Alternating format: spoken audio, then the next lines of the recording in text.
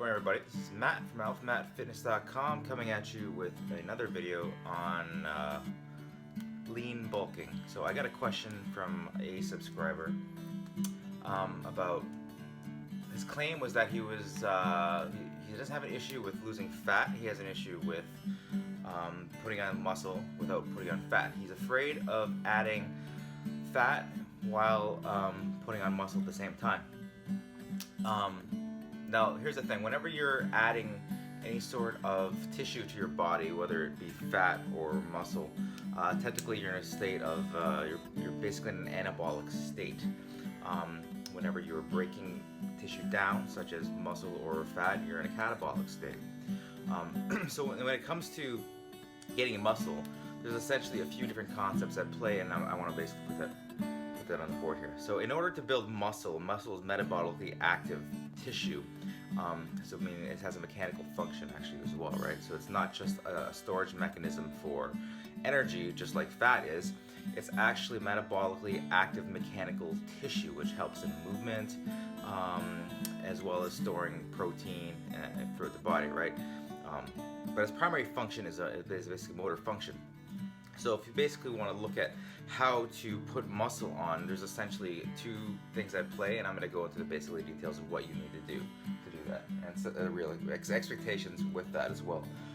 So if you want to build muscle on your body, there's basically two things you need to do. The first thing, you need to do resistance training, and the second thing, you need to increase calories. Okay, so these two things work hand in hand. One without the other, your results will be minimal, and you will not put on the muscle which you are trying to put on. Okay, so first things, resistance training.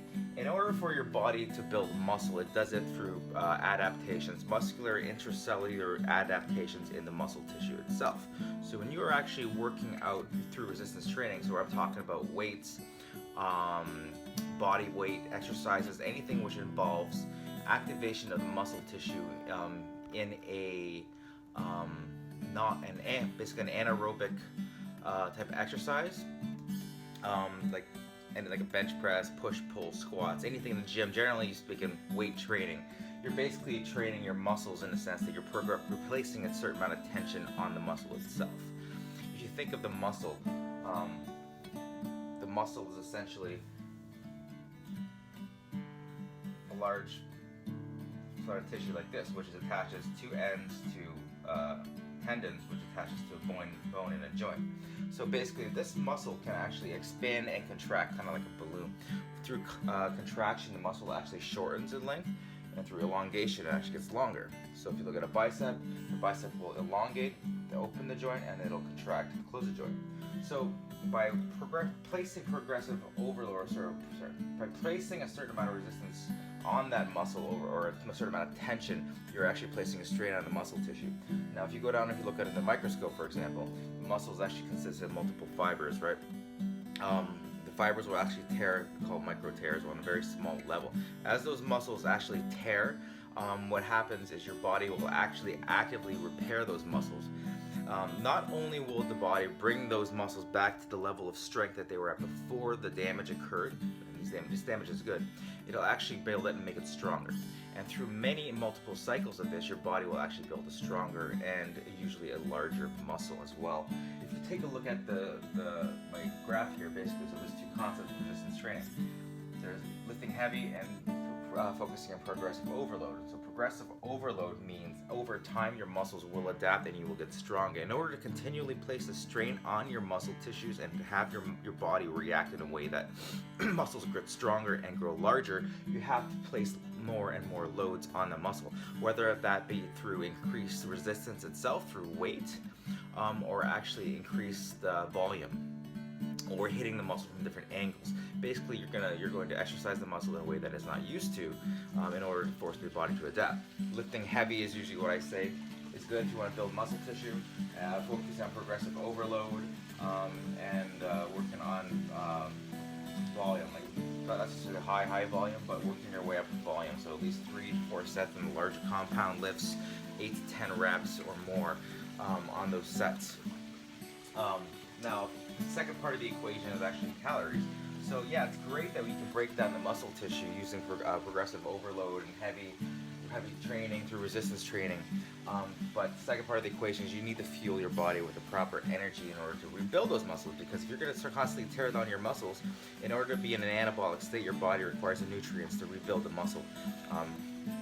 So generally, the second part is calories, right? So you increase your calories. Generally, I say 10 to 50% over your maintenance calories, and this is basically the level, your total daily energy expenditure. Say it takes about 3,000 calories to roughly maintain your weight. You want to increase that to around 3,000, around 3,300 to 3,400, maybe 3,500 at the very, very high level of the scale. You don't want to go crazy overboard on this. The problem is your body can only use so much of those extra calories to build muscle. Anything that it can't use will simply go to fat storage, right?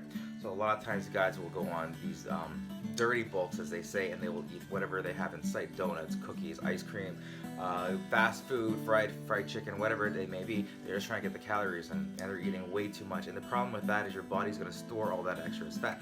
So yes, you will gain some muscle, but there is a point of diminishing returns with that. Your body can only build so much muscle. Once your body has basically used the amount of protein that it can to rebuild those muscles, the rest will simply get converted into energy, and you know how unused energy gets stored as fat. So therefore, you'll put on fat on your body as well, right? So you want to focus on 10 to 15 over, not any higher, right? So like I said, 10% over is roughly good, 50% at the very most, and do this slowly. What kind of expectations? Around 0.25 to 0.5 pounds per week of muscle, and this will range based on your level of experience and how trained your body currently is. If you've been weight training for multiple years, it's going to be much harder to put on muscle mass versus a new person who has never lifted weights before, right? Generally, this is a good range. Anyone who claims you can put on more than that are either putting on fat at the same time, or they're on some sort of performance-enhancing drugs. So this is basically the whole concept. This is roughly what is called lean bulk. Basically, you're going to take in just enough calories to put on just the amount of muscle that your body is capable of building without adding the fat on. Some guidelines with that: you want to focus on 1 gram per pound of lean body mass. Anything more than that, I feel, simply goes to waste or gets converted to energy and used at the body, right? So 1 gram per 1 pound, so 1 gram per pound of lean body mass of protein. So try to track this using MyFitnessPal or whatever tools you may have.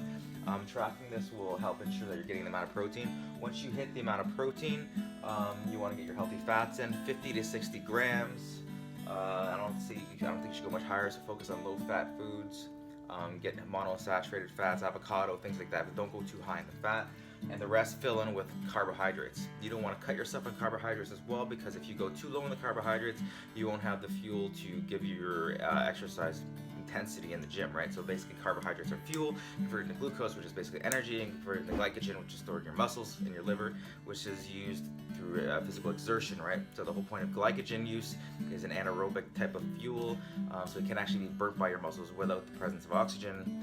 So essentially, carbohydrates equals energy, fuel equals energy for your muscles, equals better workouts, equals better progressive overload and resistance training results, equals better adaptations to your body to actually build muscle.